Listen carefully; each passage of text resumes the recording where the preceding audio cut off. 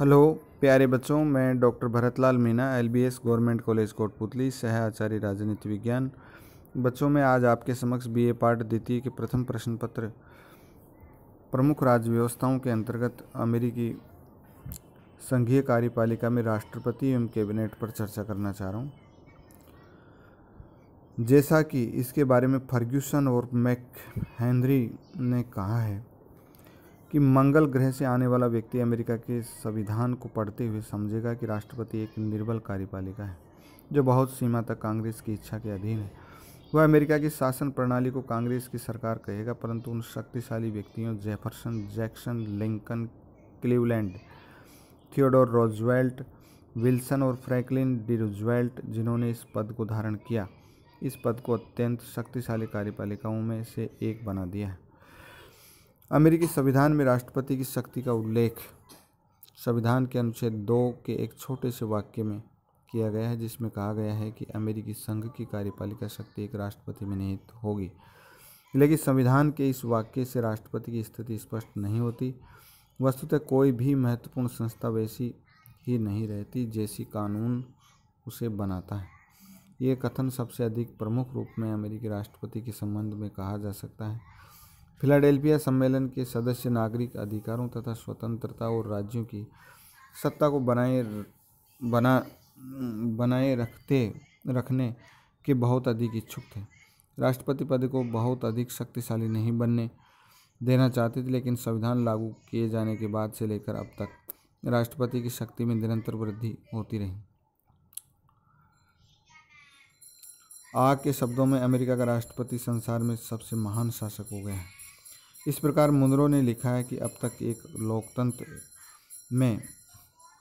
लोकतंत्र में किसी भी व्यक्ति ने इतनी अधिक सत्ता का प्रयोग नहीं किया जितना कि अमेरिकी राष्ट्रपति करता है। अमेरिकी राष्ट्रपति पद के लिए योग्यताएं। राष्ट्रपति पद की योग्यताओं का उल्लेख संविधान के अनुच्छेद 2 की उपधारा 1 में किया गया है, जिसमें कहा गया है कि राष्ट्रपति पद के लिए वही व्यक्ति पात्र होगा जो संयुक्त राज्य अमेरिका का जन्मजात नागरिक हो, जिसकी आयु 35 वर्ष से कम न हो, वह संयुक्त राज्य अमेरिका का सबसे कम 14 वर्ष का निवासी रहा हो। इस संबंध में उसके लिए लगातार 14 वर्ष तक अमेरिका में रहना आवश्यक नहीं है, वरन कुल मिलाकर उसके द्वारा अपने जीवन के 14 वर्ष अमेरिका में व्यतीत किए हुए होने चाहिए। व्यवहारिक स्थिति के संबंध में लॉर्ड ब्राइस ने लिखा है कि राष्ट्रपति पद का उम्मीदवार कोई ऐसा व्यक्ति होना चाहिए जो सार्वजनिक जीवन में किसी क्षेत्र विशेष कार्य करने के लिए प्रसिद्ध रहा हो। वह कांग्रेस का सदस्य, राज्य का गवर्नर, किसी बड़े नगर का मेयर, मंत्रिमंडल का सदस्य, राजदूत, न्यायाधीश अथवा असाधारण रूप से प्रसिद्ध पत्रकार हो सकता है। व्यवहार के अंतर्गत महत्वपूर्ण और धनी आबादी वाले राज्य के निवासी के इस पद पर चुने जाने के अवसर अधिक रहते हैं। वेतन, भत्ते और अन्य सुविधाएं।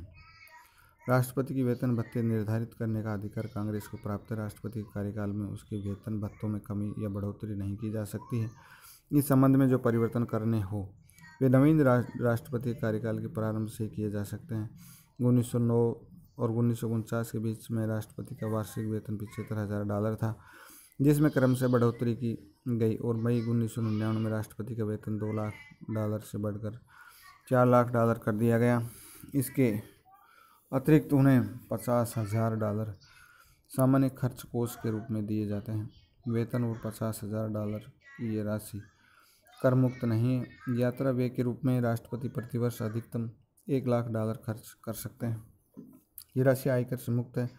इसके अतिरिक्त राष्ट्रपति को अपने पद के सम्मान के अनुकूल अन्य अनेक सुविधाएं भी प्राप्त होती हैं, जिनमें निजी हवाई जहाज़ और छोटे से समुद्री जहाज़ की सुविधाएं भी सम्मिलित हैं। राष्ट्रपति के निवास स्थान व्हाइट हाउस के खर्च हेतु बजट में अलग से व्यवस्था की जाती है। उन्मुक्तियाँ। अन्य देशों के कार्यपालिका प्रधानों की भांति ही राष्ट्रपति को कुछ उन्मुक्तियाँ भी प्राप्त होती है।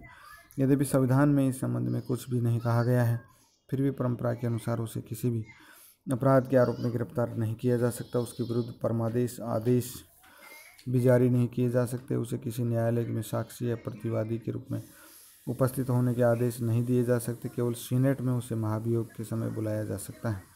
एक बार राष्ट्रपति जेफरसन को साक्षी के लिए बुलाया गया, परंतु उन्होंने उपस्थित होने से इनकार कर दिया। राष्ट्रपति स्वेच्छा से किसी न्यायालय में साक्षी के रूप में उपस्थित हो सकते हैं। राष्ट्रपति को प्राप्त 3 प्रकार की विशेष स्थिति की सीमा है। ये बात वाटरगेट कांड और सार्वजनिक पद पर रहते हुए नैतिक आचरण की मान मर्यादाओं के प्रसंग में क्लिंटन विवाद से स्पष्ट हो गई। कार्यकाल। फिलाडेल्फिया सम्मेलन में राष्ट्रपति पद के कार्यकाल पर बहुत अधिक मतभेद थे। अंत में पर्याप्त वाद विवाद के बाद संविधान के अनुच्छेद 2 की उपधारा 1 में निश्चित किया गया कि राष्ट्रपति का कार्यकाल 4 वर्ष का होगा।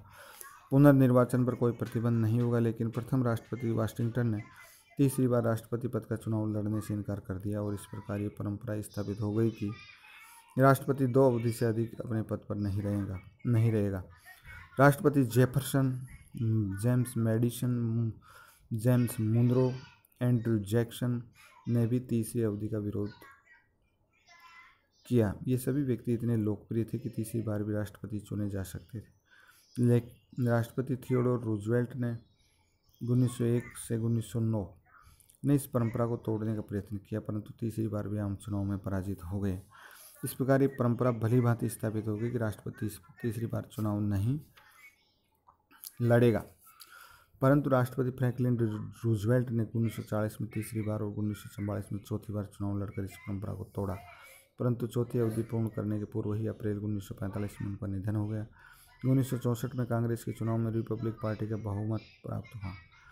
उस दल ने राष्ट्रपति की तीसरी अवधि के विरुद्ध संविधान में संशोधन विधेयक रखा। कांग्रेस द्वारा पारित करने और राज्यों द्वारा अनुसमर्थन कर दिए जाने पर 1 मार्च 1951 के संविधान में ये 22वां संशोधन हो गया। 22वें संशोधन के अनुसार एक ही व्यक्ति तीसरी बार राष्ट्रपति पद पर नहीं चुना जा सकता है।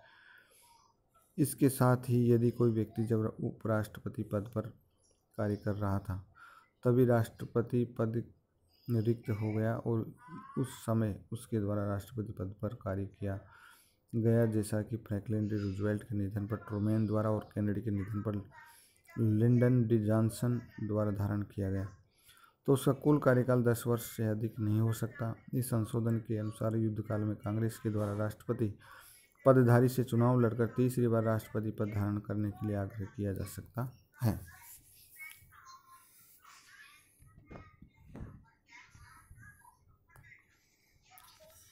धन्यवाद बच्चों।